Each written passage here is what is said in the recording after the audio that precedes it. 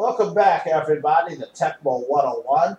Mort here, getting you ready for Tecmo Super Bowl tournaments, playing Tecmo and the Tecmo Players Championship in April in Chicago. Today we're talking about matchups with the Denver Broncos, and right now we're showcasing one of the great running backs on Denver, Bobby Humphrey.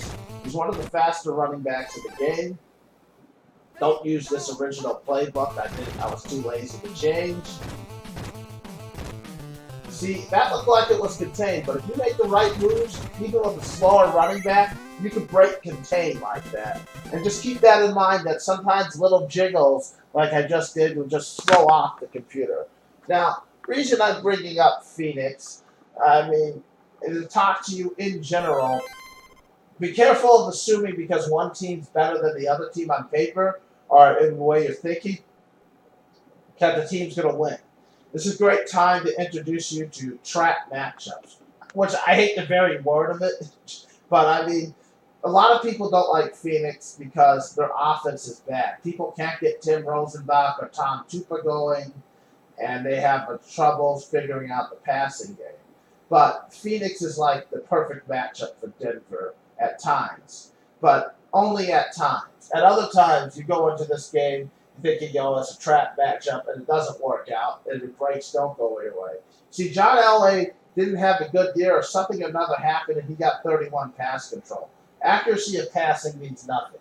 His pass control is bad, and that means he's not a great quarterback, and he's subject to misfires. His 25 MS makes him great, but honestly, recently I just considered Gary Kubiak a better quarterback. He has more pass control, and honestly, that sometimes there's games where that running ability of LA doesn't mean much because he's inaccurate.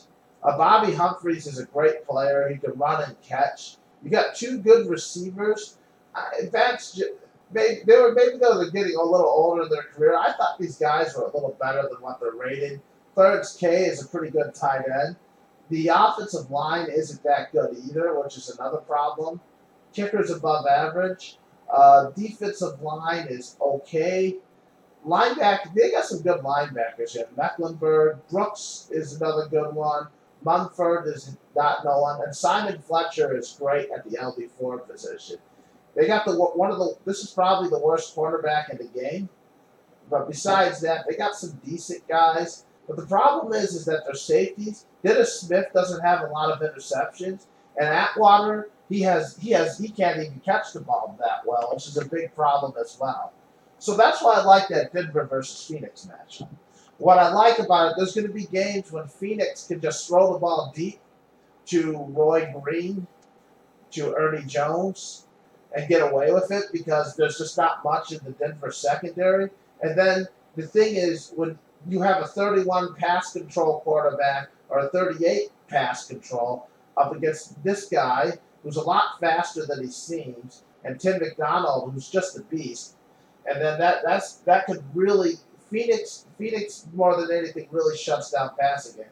Of course, just be aware of trap matchups. For every time a matchup like this works, and it worked in Bloomington Tecmo for me, there's like tons of times where Phoenix won't show up, you can't get their offense, and that's why a lot of people hesitate to beat them.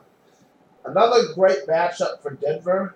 And this is the problem you're running into Denver, is that we went over Denver-Dallas, an even matchup, or Denver-Pittsburgh. You start running up against Denver-Washington. That's my next matchup for you, which I think is a good matchup.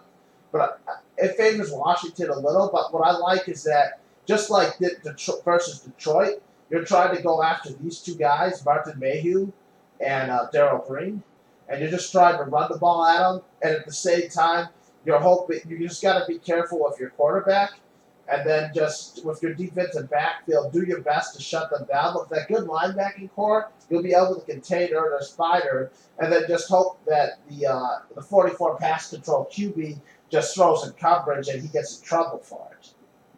Our last but final matchup for this team is Denver versus Atlanta. Now, this is a great matchup for Denver if you can get Denver out of it, because all Atlanta has on defense is Deion Sanders, and that spells trouble when you have a fast running back. You can design your whole playbook to go right after Deion Sanders. And then on defense, you just have to make sure you don't throw into coverage. And at the same time, Now, the weakness, of course, is there's going to be Andre Rison, and you're going to have to do your best to contain him and Sean Collins with that secondary. But keep in mind, once again, this is another matchup without a great quarterback. So if they throw in coverage, that means it might just be an interception because even with low interceptions, these guys aren't great quarterbacks. So you still might be able to take advantage of that. Anyways, those are some ideals of some matchups with Denver. Keep in mind with Denver, you're basically looking to take advantage of the Bobby Humphreys, and you got to be real careful with John Elway. And keep in mind, their secondary isn't one of the greatest secondaries, and at times that can be troublesome for the Denver Broncos.